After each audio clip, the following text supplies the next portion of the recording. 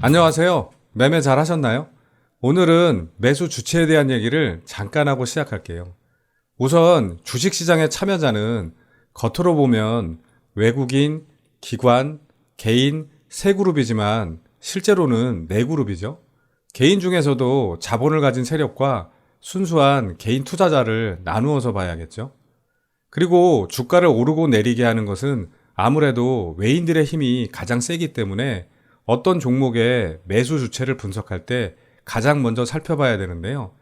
제가 공개 영상에서 특정 증권사까지 언급하기는 좀 어렵습니다만 예를 들어 어떤 종목을 분석할 때 A라는 외인 세력이 이 종목을 얼마나 매매를 많이 했고 최근에 얼마나 많이 매수했느냐, 즉 이런 정량적 분석을 하는 것도 중요하지만 이 종목을 매매한 적이 있었던 기관들, 특히 투신이나 연기금 등에서는 이런 경우 어떻게 대응할까, 이런 정성적 판단을 하는 게 더 중요해요. 단순히 어떤 종목을 외인들이 3억, 5억, 10억, 20억, 30억 원어치 샀기 때문에 주가가 더 오르지 않겠냐라는 수치로만 분석을 하는 게 아니라 다른 기관이나 국내의 자본 세력들이 주가를 같이 올릴까? 이런 판단을 하는 게 더 중요하다는 뜻이에요. 그리고 이번엔 기관의 예를 들면 투신에서 5억, 10억, 20억 원어치 매수했기 때문에 주가가 더 오르지 않겠냐는 막연한 기대감이 아니라 투신에서 매수하면 다음날 연기금에서 매수하는 종목들이 있기 때문에 그런 종목을 매매해야겠다고 정성적인 판단을 하는 거죠. 굳이 비율로 나누자면 정량적 분석 30%, 정성적 판단 70% 정도 될 거라고 하면 이해가 되실지 모르겠네요. 그리고 이걸 어렵다고 느끼실 수도 있는데 자신의 관심 종목에 들어있는 것들을 매일 분석하다 보면 자연스럽게 알게 돼요.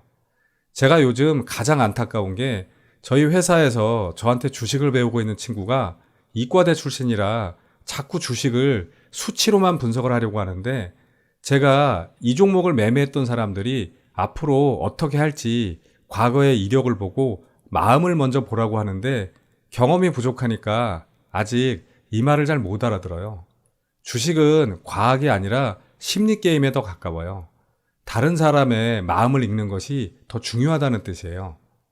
그래서 매일 자기 얘기만 하는 이기적인 성향을 가진 사람들보다는 오히려 평소 배려심이 많은 사람들이 다른 사람들의 마음을 이해하고 공감하는데 익숙하기 때문에 습득력이 빠르고 오히려 주식 투자로 수익을 더 잘 내는 편이에요. 이것 역시 정량적 분석이 아니라 정성적 판단입니다. 구독, 좋아요, 알림 설정을 잘 해놓으시면 마법 같은 행운이 찾아올 수도 있습니다. 저는 오늘 한 종목 매매 대응을 했는데요. 어젯밤에 두 종목을 가지고 고민을 좀 오랜 시간 했어요. 바로 나노 CMS와 피코그램인데요.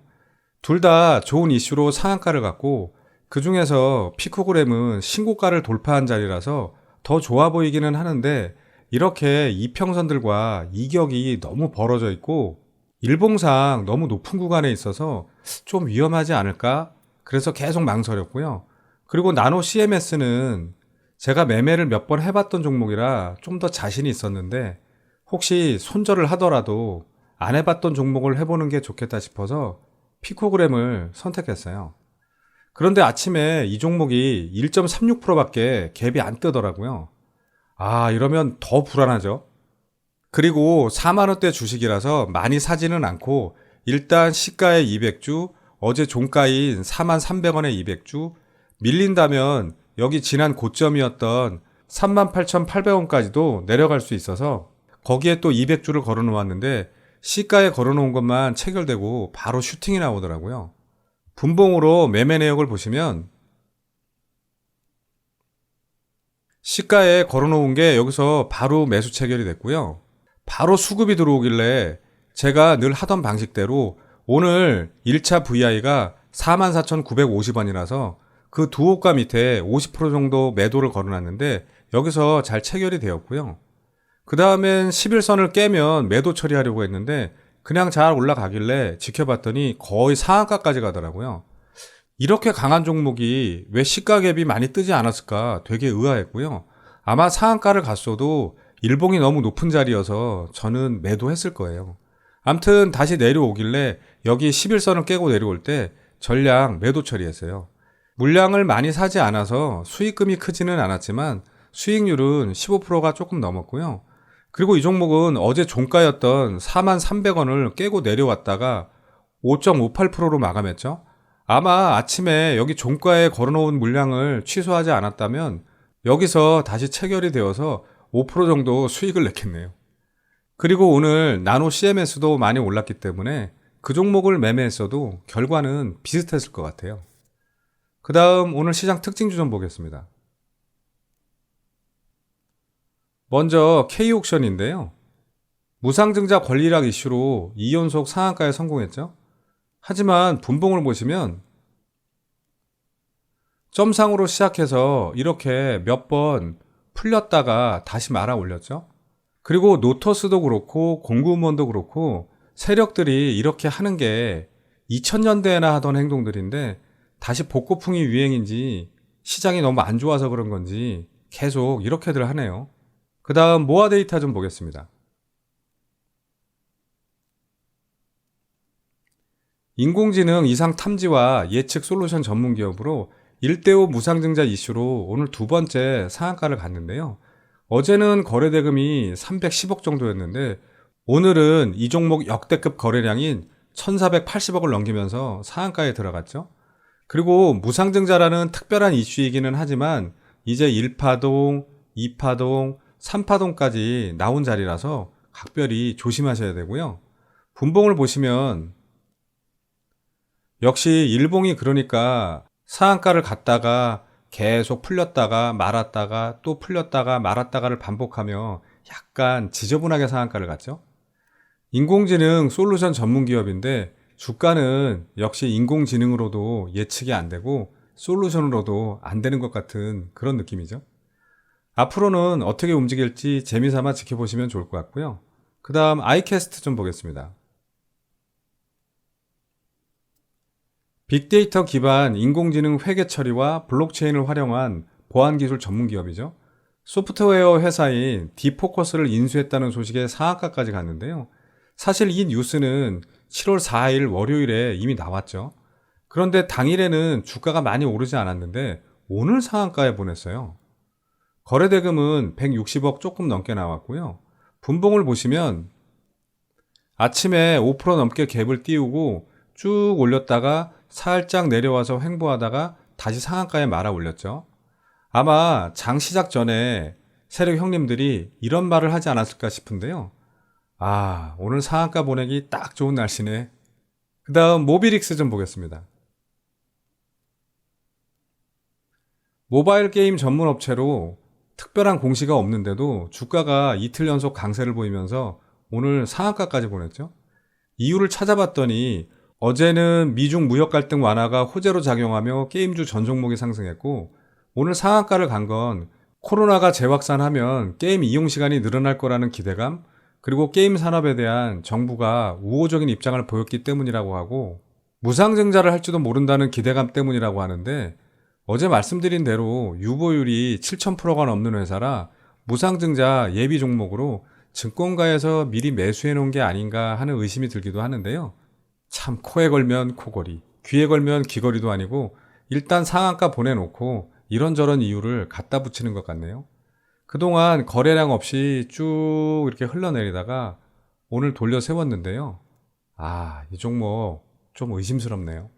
거래대금은 150억 넘게 나왔고 분봉을 보시면 오전에 쭉 올려서 11시 넘어서 상한가에 보내고 오후에 살짝 풀렸다가 다시 잠궜죠.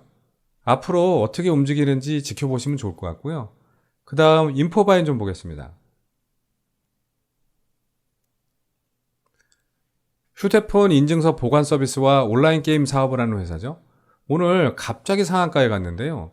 여기서 퀴즈. 인포바이는 왜 상한가에 갔을까요? 1번. 미국 바이든 대통령이 휴대폰 인증서를 잃어버려서. 2번. 러시아 푸틴 대통령이 온라인 게임을 좋아한다고 해서. 3번. 무상증자 이슈로. 맞아요. 이것도 역시 무상증자 이슈예요. 물론 회사도 탄탄하고 유보율도 자그마치 7,000%가 넘으니까 무상증자 자격은 충분히 되는 거죠.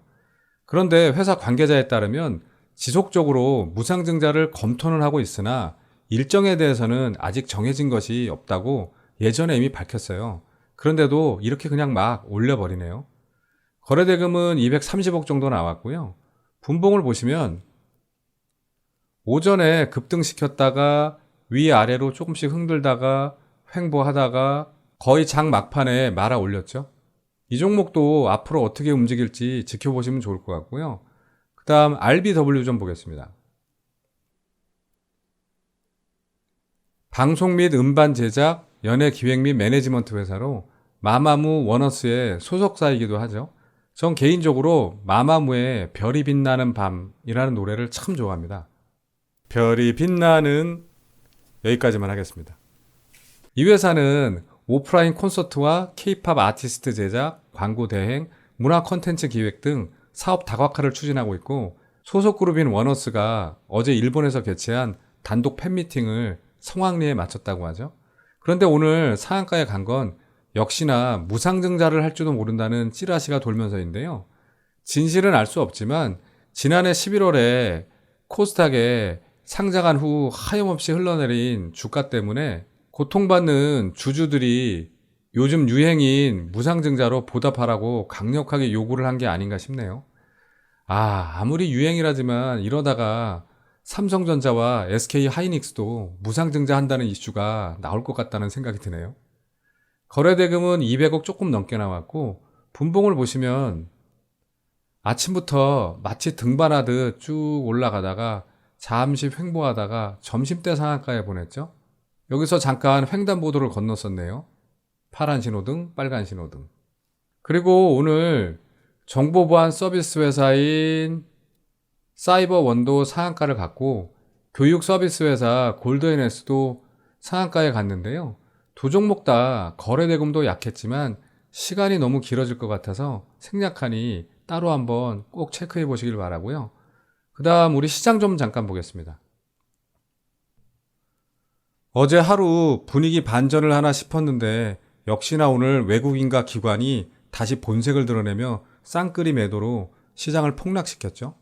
코스피는 2292포인트로 마감하며 투자자들의 가슴에 또 시퍼런 멍을 들게 했고 코스닥도 어제 겨우 올려놓은 750선을 붕괴시키면서 744포인트로 마감했죠. 옛말에 고래 싸움에 새우 등 터진다고 요즘 국제적으로는 미국과 중국의 싸움에 얻어 터지고 주식시장에서는 외국인과 기관의 매도 폭탄에 개인 투자자들만 피해를 보는 것 같아서 많이 안타깝네요. 그래도 이런 폭락장에서도 오르는 종목은 있기 마련이니까 별이 빛나는 밤에도 종목 연구 많이 하세요. 그럼 오늘은 여기까지 하겠고요. 저는 다음 영상에서 뵙겠습니다. 감사합니다.